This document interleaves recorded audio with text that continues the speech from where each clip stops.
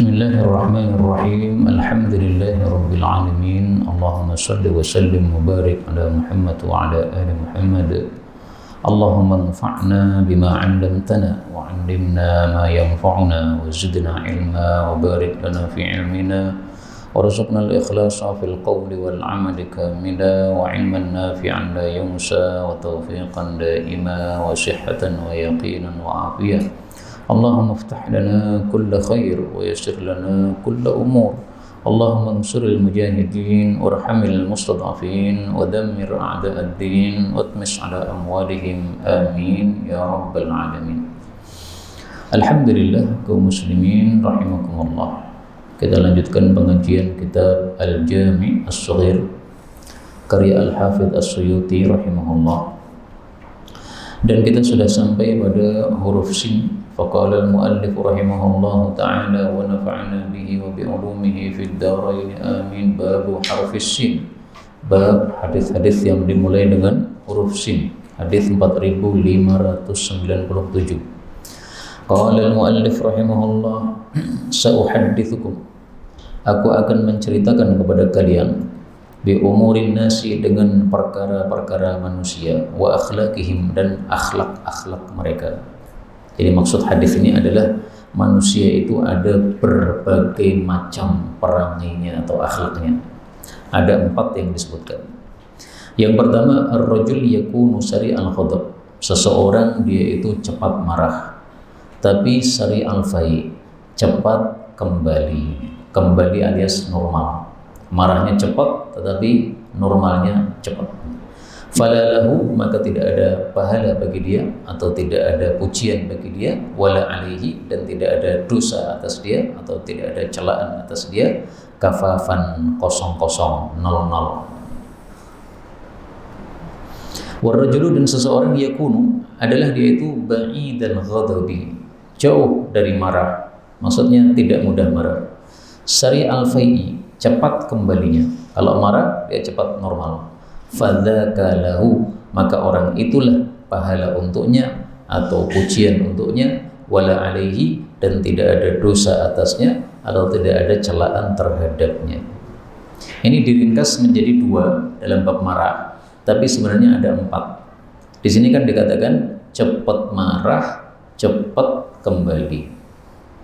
Kemudian tidak cepat marah, cepat kembali. Nah, berarti masih ada yang bagaimana?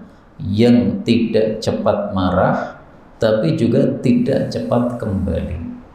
Ada juga yang cepat marah tapi tidak mudah kembali. Nah, sehingga totalnya sebenarnya ada 4, tapi diringkas dalam hadis ini.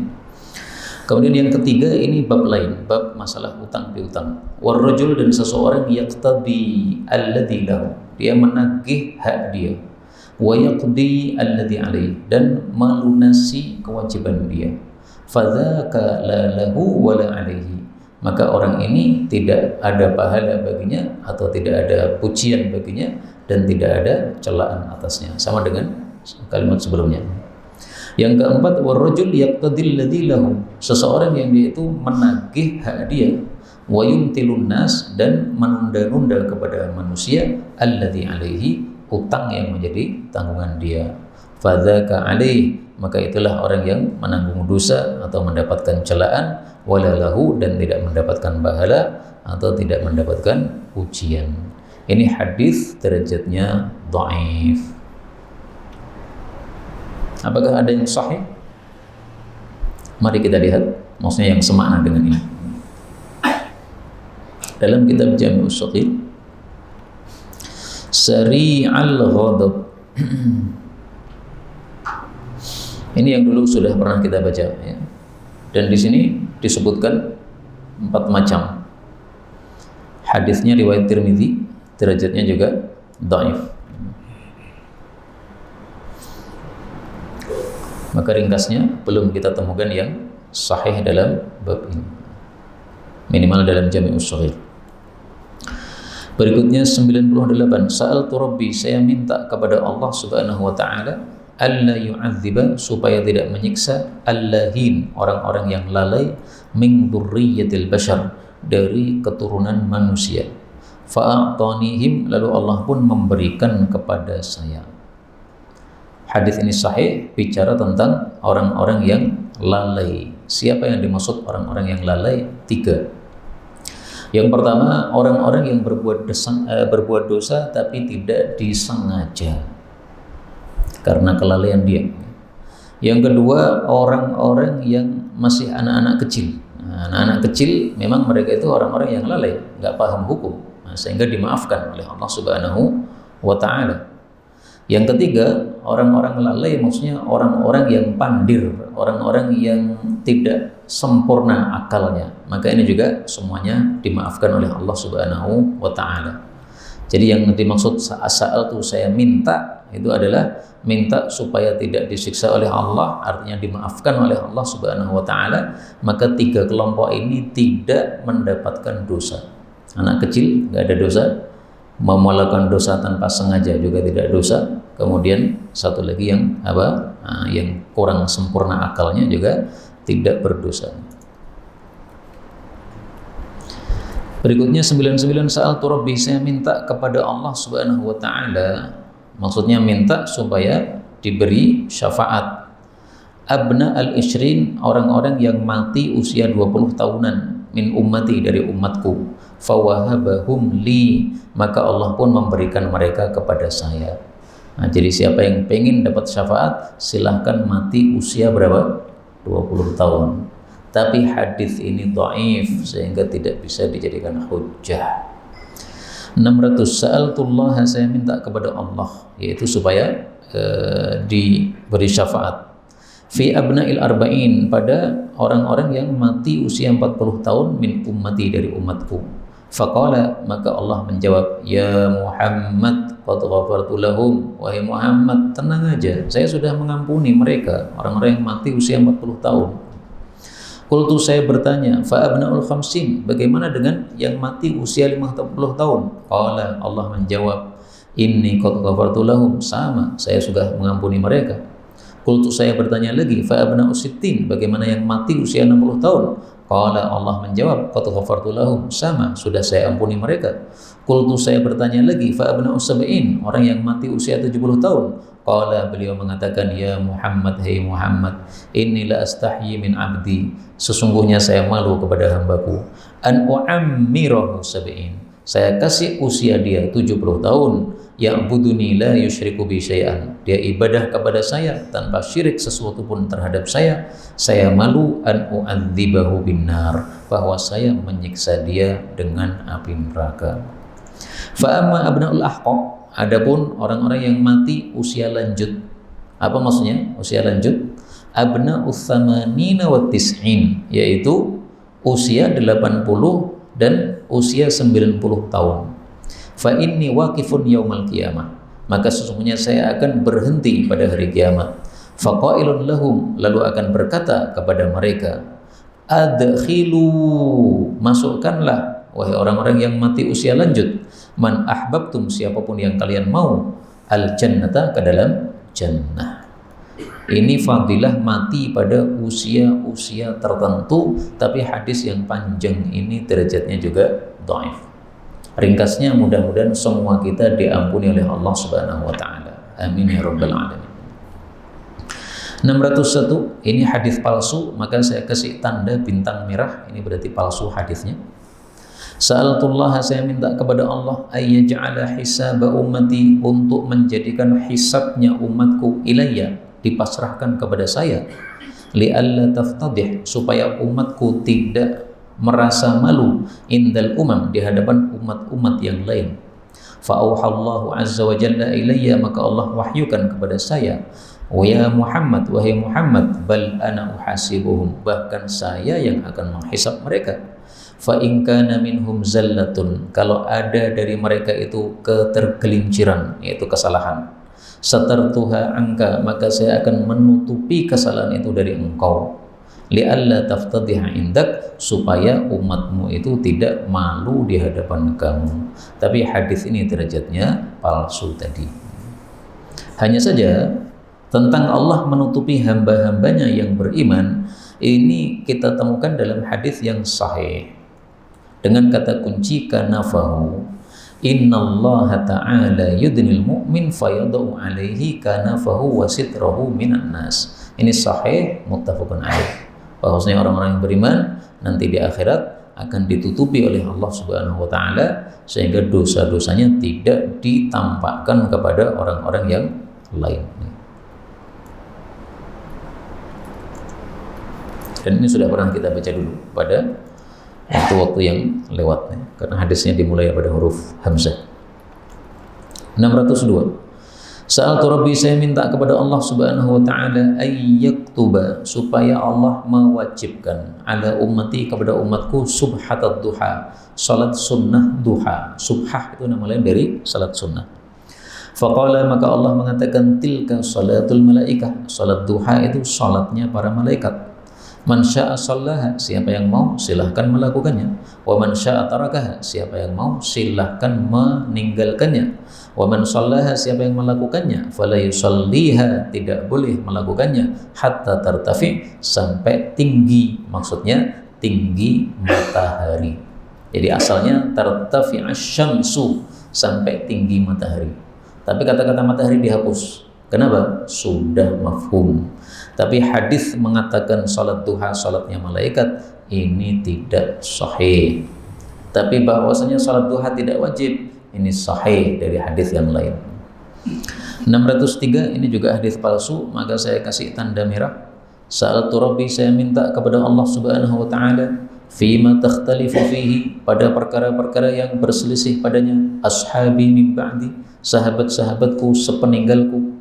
Fa'auha ilayya, maka Allah berikan wahyu kepada saya, ya Muhammad, wahai Muhammad, inna ashabaka, sesungguhnya sahabat-sahabatmu, indi, di hadapanku, bimanzilatin nujum, seperti bintang-bintang, fis sama, di langit, ba'duha, sebagiannya, adwa'u min ba'din, lebih terang daripada sebagian yang lain. Faman akhadha bi syai'in, maka siapapun mengambil dengan sesuatu, mimma hum alaihi min ikhtilafihim, dari apa-apa yang para sahabatmu berada di atasnya, dari perselisihan-perselisihan mereka, fahuwa indi ala huda, maka dia itu di hadapanku di atas petunjuk. Hadis ini tidak bisa dijadikan dasar karena hadisnya palsu. Jadi tidak benar kalau kita itu bebas memilih pendapat sahabat Nabi manapun, nggak benar. Kenapa? Karena terbukti sebagian pendapat sahabat Nabi itu ada yang salah. Contoh yang paling gampang, misalnya Abu Talhah, sahabat Nabi, bapak tirinya Anas. Dia punya pendapat air hujan bukan makanan, sehingga ketika puasa kita hujan-hujan sambil minum air hujan, puasa tidak batal. Ini pendapat Abu Talhah. Kalau kita ikuti beliau, batal semua puasa kita, Pak. Karena air, ini ijma para ulama, ini termasuk makanan, kalau dimasukkan dalam perut kita, maka kita pun batal puasanya. Maka ini termasuk pendapat yang syadz, jadi tidak benar. Berikutnya 604. Sa'altu Rabbi, aku minta kepada Allah Subhanahu wa taala, alla atazawwaja, supaya saya tidak menikah, ila ahadin, kepada seorang pun, min ummati, dari umatku, wala yatazawwaju, dan tidaklah menikah, ilayya, kepada saya, ahadun, seorang pun, min ummati, dari umatku, illa, kecuali kana ma'i, dia menjadi bersama saya, fil jannah, di dalam jannah. Fa'atani dzalik, lalu Allah pun memberikan hal itu kepada saya. Tapi hadis ini derajatnya diperselisihkan oleh para ulama. Yang dimaksud saya tidak menikah kecuali ahli jannah, artinya kalau beliau melamar seorang perempuan, maka pasti istri Nabi SAW ini, ya, ini pasti ahli surga, tidak mungkin dia ahli neraka. Makna ini sahih dari hadis yang lain atau dari dalil yang lain. Kemudian ini, siapapun menikahi kepada Nabi, maksudnya menikahi keluarga Nabi, misalnya menjadi menantu Nabi, maka pasti dia ahli jannah. Kalau ini tidak harus benar, karena ada di antara menantu Nabi SAW yang tidak masuk Islam, meskipun akhirnya masuk Islam. Adapun keturunan-keturunan ke bawah, ya tidak harus seperti itu, tidak harus Siapa yang menikahi cucu-cucu Nabi SAW, para habaib atau para syarifah, berarti dia pasti masuk jannah. Nah, tidak harus begitu. Maka hadis ini tidak bisa dijadikan sebagai hujjah. Berikutnya 605. Sa'altu Rabbi, saya minta kepada pemeliharaku, alla yadkhula ahadun, bahwasanya tidaklah masuk seorang pun min ahli baiti, dari ahlul baitku, an-nara, ke dalam neraka, fa'a'taniha, maka Allah pun memberikannya kepada saya. Ini juga hadis palsu, sehingga maknanya tidak harus seperti ini. Jadi tidak harus para habaib dijamin masuk surga, tidak masuk neraka, tidak harus. Tidak harus dijamin para syarifah itu tidak nyicipi neraka, tidak harus. Kalau seandainya hadis ini sahih, maka kita pastikan ya, para habaib, para syarifah nggak ada satupun masuk neraka. Melakukan dosa apapun sudah diampuni oleh Allah. Itu seandainya sahih. Tapi karena tidak sahih, tidak bisa dijadikan dasar seperti ini. Lah terus kalau tidak bisa dijadikan dasar, mana yang dijadikan dasar? Yang sahih. Yang sahih, man abta'a bihi amaluhu, lam yusri bihi nasabuhu. Barang siapa yang amalnya lambat, maka nasabnya tidak bisa mempercepat dia. Hadis sahih riwayat Abu Dawud dan yang lain-lain, termasuk riwayat Imam Muslim. Nah, maka meskipun keturunan Nabi, habaib atau syarifah, kalau tingkahnya kurang ajar kepada Allah Subhanahu wa taala, maka haknya Allah kalau menyiksa mereka ke dalam neraka. Tapi haknya juga Allah kalau misalnya mengampuni dosa mereka sehingga tidak usah masuk ke dalam neraka. 606. Sa'altu Rabbi, saya minta kepada pemeliharaku, fa'aqani, maka dia pun memberikan kepada saya, auladal musyrikina, anak-anaknya orang-orang musyrik, yaitu yang mati ketika dalam kondisi masih belum balik. Diberikan sebagai apa? Khadaman, sebagai pelayan-pelayan li ahlil jannah, untuk penghuni jannah. Berarti mereka pun juga di dalam jannah. Kenapa mereka penghuni jannah padahal anaknya orang musyrik? Wadzalika, dan itu adalah annahum, karena mereka lam yudriku, mereka belum mendapati ma adraka aba'uhum, apa yang didapati oleh bapak-bapak mereka, minasyirki, dari kesyirikan. Ini adalah alasan pertama mereka tidak masuk neraka, ya, karena tidak melakukan syirik, masih kecil belum melakukan syirik. Alasan yang kedua, wali'annahum, dan karena mereka anak-anak tadi fil mitsaqil awal, masih berada pada perjanjian yang pertama. Yang dimaksud perjanjian yang pertama itu adalah perjanjian kepada Allah pada saat mereka masih berada di alam roh, yang disebutkan oleh Allah pada surat Al-A'raf. Wa idz akhadha rabbuka min bani adama min dhuhurihim dzurriyyatahum wa ashhadahum ala anfusihim alastu birabbikum qalu bala. Nah, bala ini adalah persaksian, perjanjian mereka kepada Allah untuk ibadah kepada Allah Subhanahu wa taala. Jadi setiap muslim, setiap bayi ketika lahir itu hukumnya muslim. Kenapa? Sebelum lahir dia sudah mengatakan bala, siap menyembah Allah, berarti sudah muslim. Nah, kapan menjadi kafir?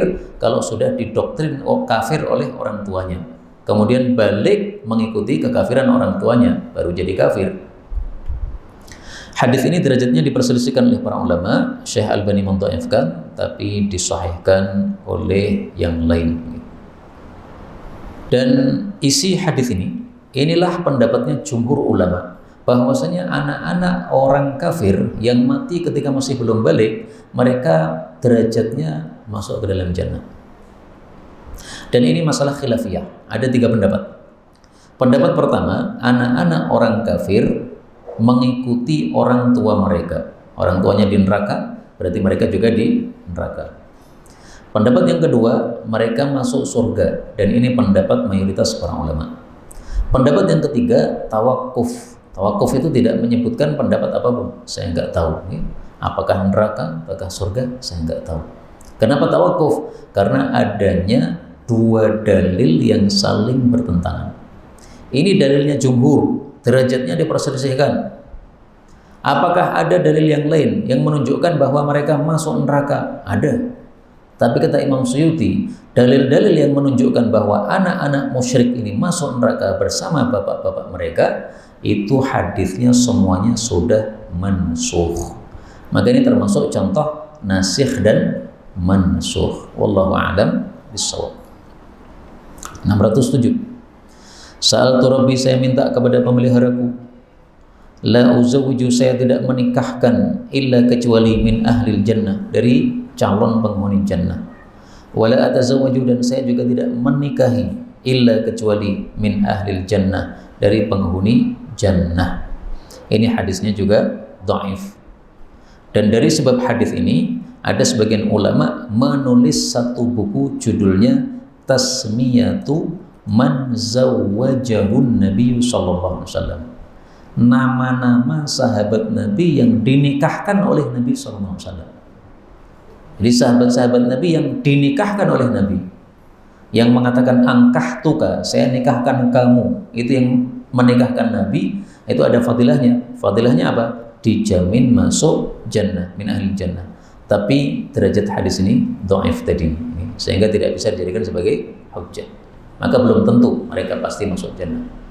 Seandainya hadis ini sahih, maka berarti yang dijamin masuk jannah itu tidak hanya 10 sahabat Nabi, yang istilahnya asyrah mubasysyarah, 10 yang dijamin masuk jannah. Tidak pula hanya 20, karena ada istilah isyrun mubasysyarun, 20 dijamin masuk jannah. 20 ditambah orang-orang yang dikawinkan oleh Nabi, jumlahnya bisa 30, 40, 50. Dan saya belum membaca buku tersebut, yaitu buku Tasmiyatu Man Zawwajahun Nabi sallallahu alaihi wasallam. 608. Sa'altullah, saya minta kepada Allah asy-syafa'ata, syafaat li ummati, untuk umatku. Faqala, maka Allah menjawab, laka, bagimu wahai Nabi, 70,000, 70,000 orang. Yadkhulul jannah, mereka akan masuk jannah bi ghairi hisabin wala adzab, tanpa dihisab, tanpa disiksa. Qultu, saya berkata, Rabbi, wahai Rabbku, zidni, tambahkan untuk saya. Ini hadis menunjukkan 3 hal. Pertama, fadilah mengucapkan Rabbi di dalam doa, sehingga ketika Nabi minta syafaat, beliau tidak menyebut nama selain Rabbi. Beliau tidak mengatakan Allahumma atau Ya Rahman, tapi Rabbi. Makanya Ibnu Abbas mengatakan Rabbi itu nama Allah yang paling agung. Yang kedua, menunjukkan bahwasanya kita harus rakus di dalam kebaikan, semangat dalam kebaikan. Sudah dikasih 70.000 masih minta lagi, karena dalam kebaikan ini. Jadi masalah kebaikan jangan puas, dikasih 100 minta 200, sudah 200 lagi 300 dalam kebaikan. Kemudian yang ketiga, menunjukkan betapa kasih sayangnya Nabi Muhammad SAW kepada umatnya.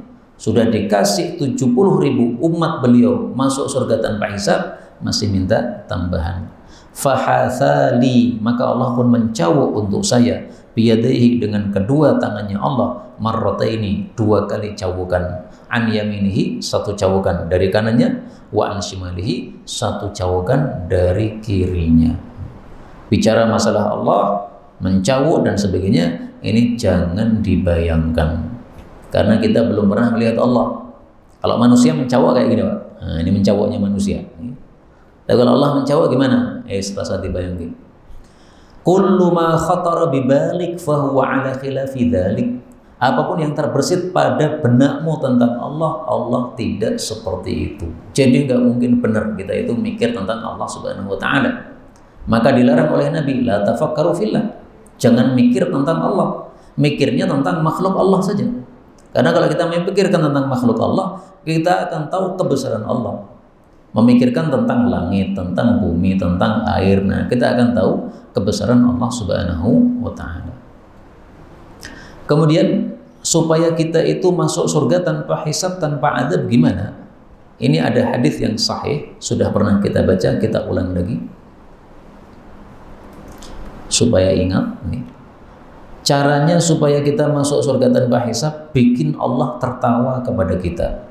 Karena dalam hadis yang sahih disebutkan fa idza dhahika rabbuka ila 'abdin, kalau Allah itu sudah tertawa kepada seorang hamba fi mautinin, dalam suatu tempat ya, suatu amal yang kita lakukan Allah menyebabkan kita tertawa kepada kita, fala hisaba alaih, maka dia tidak dihisab lagi. Hadis riwayat Ahmad sahih. Nah, supaya Allah tertawa, apa yang harus kita lakukan? Allah senang kepada kita sehingga Allah tertawa kepada kita. Ada hadis tetapi sayangnya tidak sahih. Ada 3 perkara yang menyebabkan Allah tertawa kepada kita.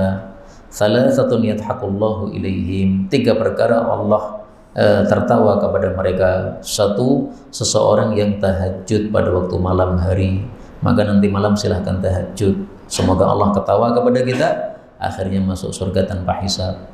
Yang kedua, kaum yang mereka itu berbaris untuk sholat, berarti sholat jamaah. Alhamdulillah, tadi sudah sholat jamaah Isya, besok niatkan lagi sholat subuh jamaah. Kemudian kaum yang berbaris untuk perang. Nah, 3 ini menyebabkan Allah tertawa kepada pelakunya. Tapi sayangnya hadis ini riwayat Ahmad, derajatnya dhaif. Tapi namanya hadis dhaif itu tidak selalu salah ya. Bisa jadi Nabi bersabda, bisa jadi tidak, ada 2 kemungkinan. Mudah-mudahan betul beliau bersabda sehingga kita sholat jamaah menyebabkan Allah ketawa kepada kita, masuk surga tanpa hisab. Kita tahajud, Allah tertawa kepada kita, tidak masuk tidak perlu dihisab. 609. Sa'altu Jibril, saya bertanya kepada Jibril, ayyal ajalaini, mana dari 2 waktu qada Musa yang ditunaikan oleh Nabi Musa kepada mertuanya? Qala, Jibril menjawab, akmaluhuma wa atammuhuma, atau akmalahuma wa atammahuma, 2 qiraah ya. Yang paling sempurna dan yang paling sempurna. Ini diulangi 2 kali untuk mubalaghah atau takkid. Yang dimaksud 2 waktu ini adalah yang disebutkan oleh Allah Subhanahu wa taala di dalam Al-Qur'an ketika menyebutkan tentang pernikahan Nabi Musa alaihissalatu wassalam pada surat Al-Qasas ayat 27. Mertuanya Nabi Musa mengatakan, inni uridu an unkihaka ihda banatayya hadaini ala an ta'juruni thamani hijaj.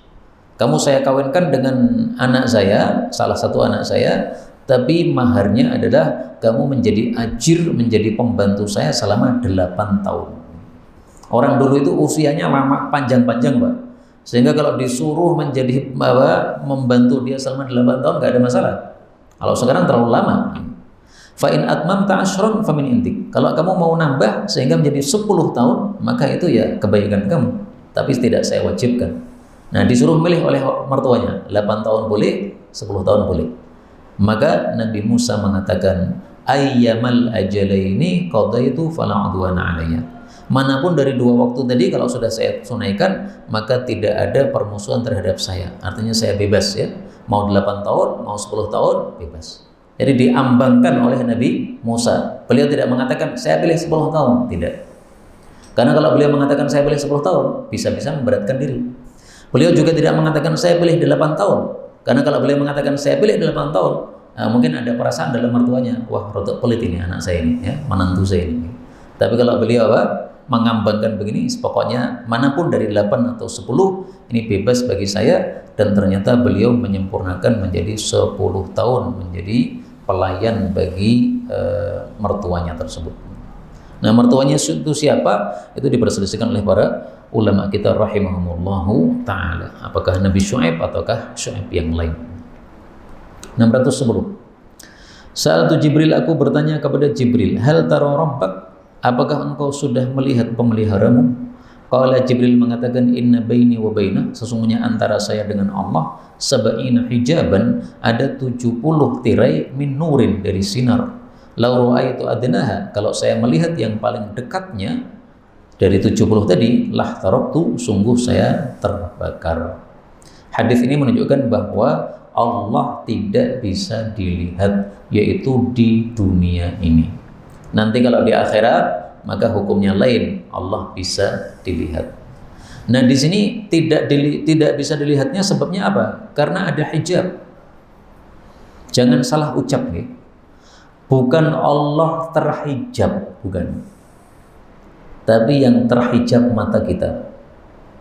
Karena kalau kita mengatakan Allah terhijab, Allah tertutup, itu berarti Allah lemah, sehingga Allah kena tutup, ya. Sesuatu yang tertutup itu berarti lemah. Bukan Allah terhijab, tapi Allah yang menghijabi mata kita sehingga mata kita tidak bisa melihat Allah. Jadi yang terhijab bukan Allah, tapi yang terhijab mata kita.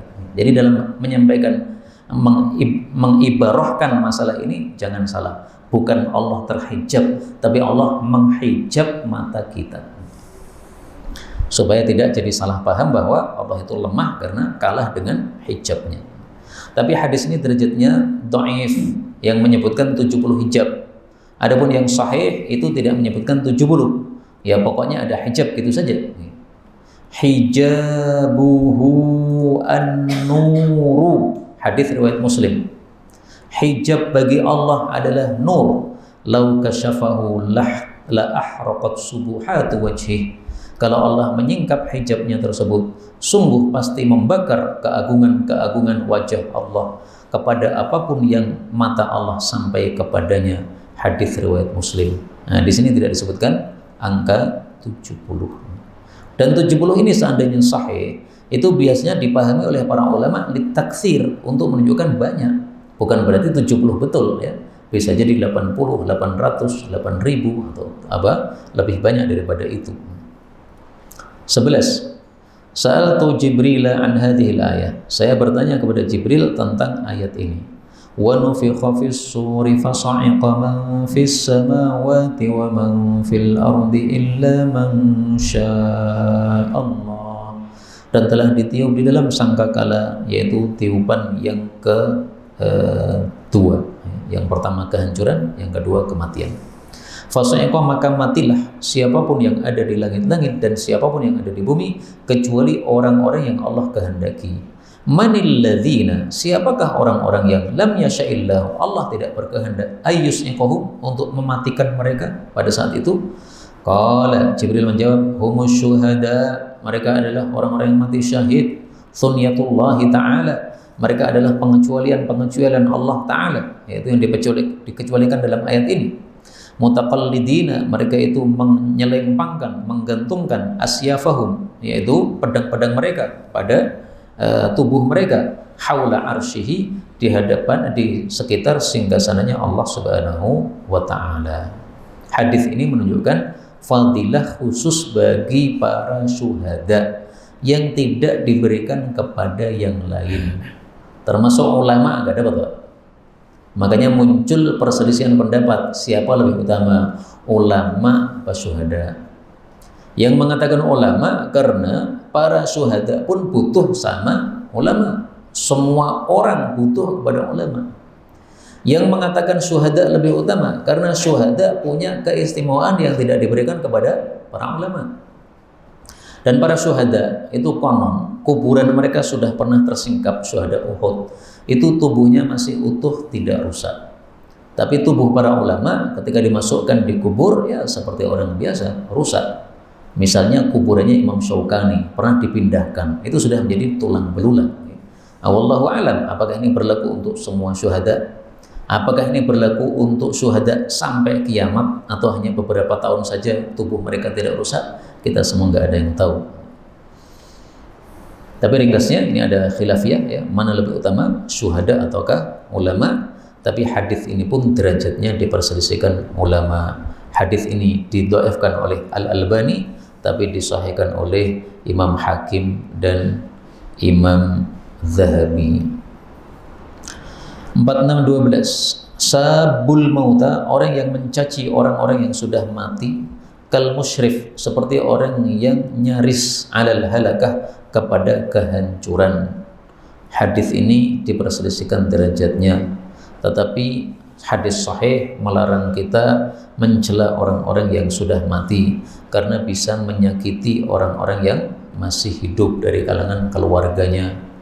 Rasulullah bersabda, la tasubbu mautana, kalian jangan mencela orang-orang yang sudah mati di antara kita umat Islam. Fatu'udhu ahya'ana, maka kalian akan menyakiti orang-orang yang masih hidup di antara kami, yaitu dari kalangan keluarganya orang yang sudah mati tadi. Ini hadis riwayat Nasai. Dan di sini dikatakan mautana, orang mati di antara kita, kita berarti umat Islam. Tapi ada hadis yang umum, tidak hanya orang Islam saja. La tasubbul amwata fatu'dzul ahya. Jangan mencaci orang-orang yang sudah mati. Di sini umum, baik muslim maupun kafir. Dan ini ada sababul wurudnya. Ada orang-orang menyebutkan tentang Abu Jahal, sementara keturunannya itu sudah masuk Islam. Nah, sehingga yang keturunannya yang sudah masuk Islam itu telinganya jadi tidak senang. Ini orang-orang ngomongin bapak saya, udahlah bapak sudah mati, nggak usah dibicarakan lagi. Kita yang jadi anak-anaknya jadi korban pembicaraan orang. Nah, akhirnya kemudian Nabi menyampaikan ini, la tasubbul amwata fatu'dzul ahya. Berikutnya 6:13. Sabul mu'min, orang yang mencaci orang beriman, kal musyrif 'alal halakah, seperti orang yang nyaris kepada kebinasaan. Nah, di sini mukmin berlaku untuk yang hidup maupun yang mati. Kalau yang tadi al-mauta, yang mati. Kalau di sini al-mu'min, yang hidup maupun yang mati. Tidak boleh mencela orang mukmin, baik itu hidup maupun mati. 14. Sabiquna, orang yang mendahului di antara kita. Orang yang mendahului artinya yang amalnya itu sangat banyak sehingga mendahului yang lain. Itu sabiqun, dia adalah mendahului, yaitu ke dalam surga. Wa muqtasiduna, dan orang yang sedang-sedang di antara kita, najin, itu adalah selamat. Selamat yaitu dari neraka. Wa dhalimuna, dan orang yang zalim di antara kita, maghfurun lahu, itu akan diampuni oleh Allah Subhanahu wa taala. Hadis ini membahas tentang atau menjelaskan tentang ayat Quran di mana membagi manusia menjadi 3 di dalam bab amal. Yaitu disebutkan oleh Allah pada surat Fatir ayat 32. Faminhum zalimun li nafsihi, ada orang yang zalim. Wa minhum muqtasid, ada orang yang sedang-sedang. Wa minhum sabiqum bil khairati biidznillah, ada orang yang mendahului dengan kebaikan dengan izin Allah Subhanahu wa ta'ala. Nah, ini penjelasannya adalah hadis yang sedang kita bahas ini.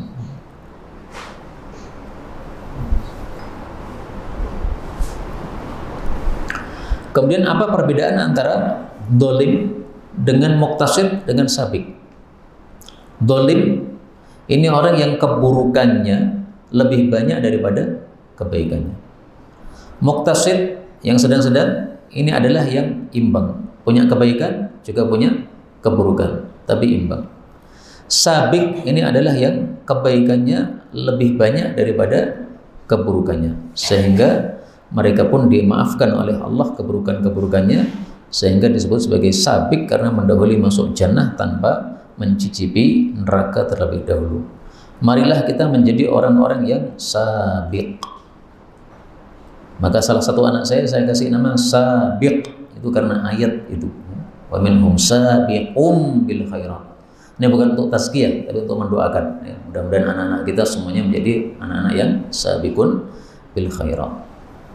Terakhir 6:15, ini saya ringkas kajiannya, tidak begitu lama karena ada majelis sama saya. Sadatus Sudan, tokoh-tokohnya orang-orang Sudan arba'ah, ada 4.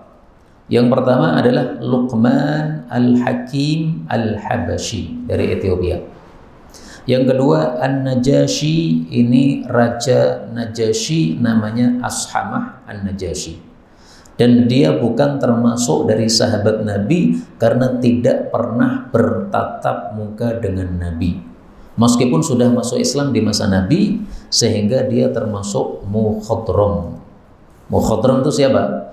Orang yang sudah masuk Islam di masa Nabi tapi belum pernah berjumpa dengan Nabi. Dan itu kondisi di masa lalu di mana belum ada internet. Seandainya di masa Nabi sudah ada internet, tampaknya sangat banyak yang bisa menjadi sahabat Nabi.